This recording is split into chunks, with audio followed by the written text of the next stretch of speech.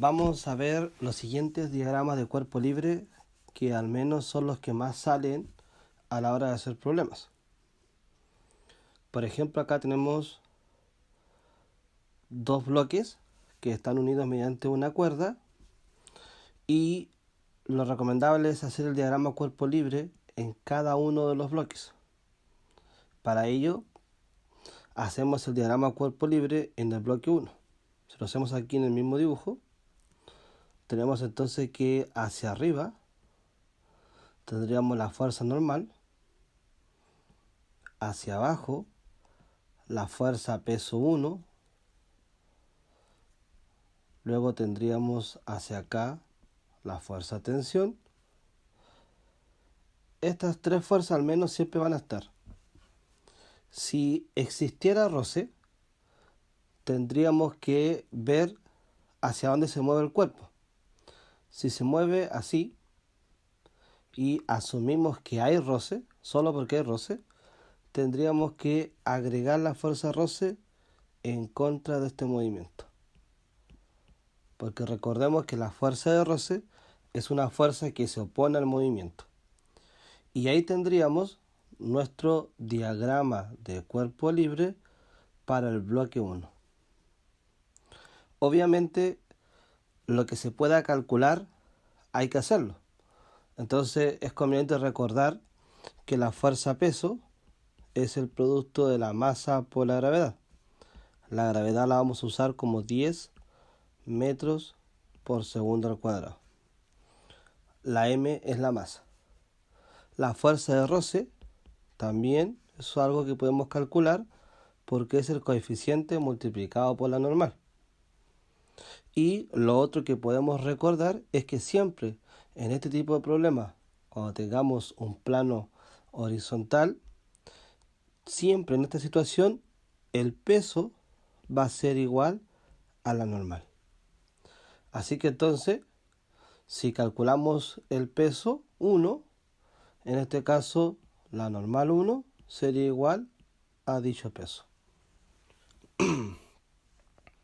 Si ahora hacemos el diagrama cuerpo libre sobre el bloque 2, entonces vamos a tener siempre hacia abajo, no nos olvidemos, de forma vertical el peso de ese bloque, en este caso el peso 2. Y hacia arriba, en este caso, tendríamos la tensión T de la cuerda.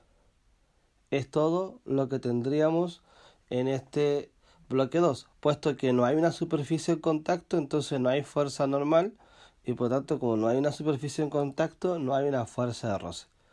Pero ese sería más o menos el diagrama de cuerpo libre considerando en este lado, recordemos que había roce porque hay superficie en contacto y en este otro lado no hay superficie en contacto, por lo tanto no hay roce. En cambio, si es que tenemos otro problema, por ejemplo acá, que si no existiera roce, entonces sería lo mismo que recién. Hacia arriba la normal 1, hacia abajo el peso 1 y hacia acá la tensión de la cuerda. No hay roce, ¿ya? Es decir, aquí consideramos que no hay roce. Es todo lo que habría en este diagrama de cuerpo libre para el bloque 1. En cambio, para el bloque 2, nuevamente, tendríamos su peso hacia abajo, peso 2, y tendríamos la tensión de la cuerda. Siempre pueden hacer el diagrama cuerpo libre en el mismo dibujo o si ustedes así lo requieren, podrían hacer su propio problema, planteamiento desde cero y ahí trazar cierto hacia abajo el peso 1, la normal 1 hacia arriba y en este caso la tensión de la cuerda. ¿Ya? Es decir, como ustedes encuentren que sea más conveniente. Luego, si tenemos un sistema como el que aquí se muestra, es decir, dos bloques sostenidos por una cuerda, no se olviden que está en un plano inclinado. Esto quiere decir que aquí está inclinado con un ángulo de 30 grados y aquí con un ángulo de 60 grados. Así que por lo tanto, debemos recordar que en este caso así se va a trazar el eje Y y luego este va a ser el eje X. Recordando que siempre hacia acá arriba va a estar actuando la normal, esto, normal 1 porque es bloque 1. Y acá abajo siempre va a estar el P1 entonces, coseno del ángulo. En este caso es 30 grados, pero ahí lo dejamos en términos general. Luego hacia este lado va a estar siempre el peso 1, seno del ángulo. Y acá va a estar la tensión de la cuerda. Siempre van a estar presentes estas fuerzas. Si hubiera roce, o sea, si en la superficie en contacto acá existiera roce, un cierto coeficiente, significa entonces que otra vez debemos saber hacia dónde se mueve el cuerpo. Si suponemos que se mueve hacia acá, hacia la derecha, el movimiento de este cuerpo, significa entonces que la fuerza roce se opone a dicho movimiento. Esto quiere decir que para este lado habría que además agregar una fuerza de roce que llamaremos en este caso fuerza de roce 1, que está asociada al cuerpo o bloque 1. Por lo tanto, hay que recordar que cuando teníamos una fuerza cualquiera inclinada a un cierto ángulo, esta fuerza se descomponía en una fuerza en el X y se descomponía en una fuerza en el Y.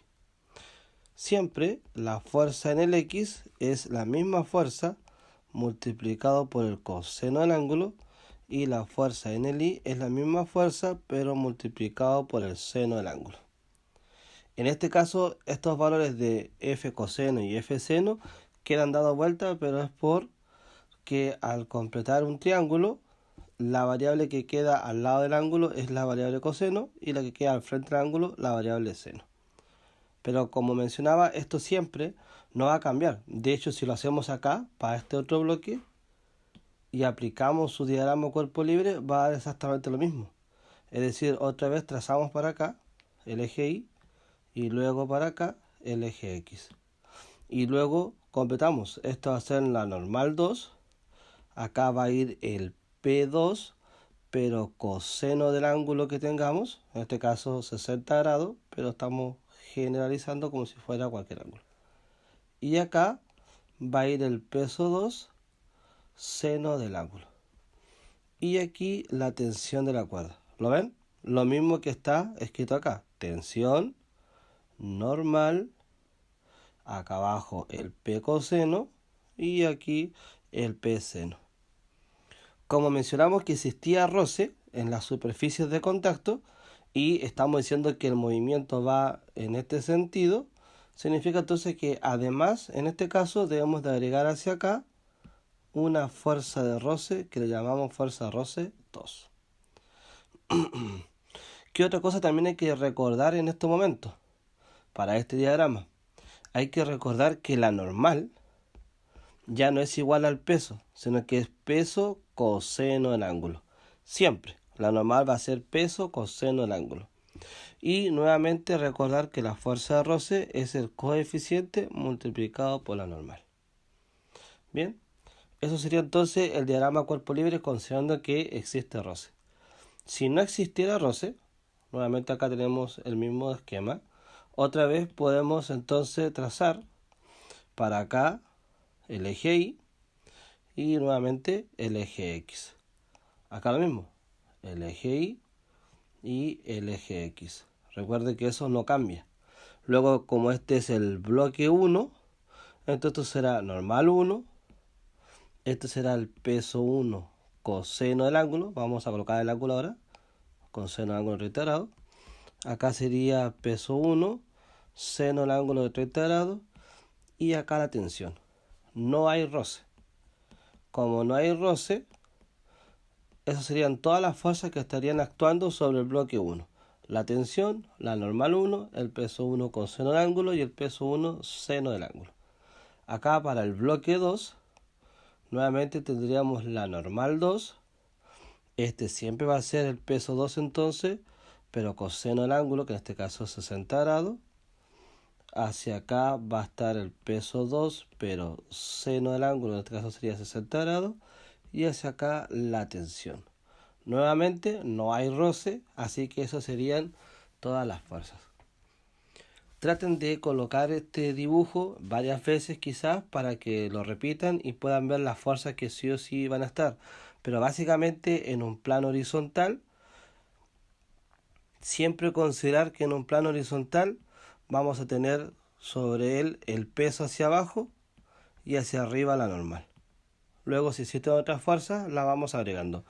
Y que siempre en un plano horizontal la normal es igual al peso.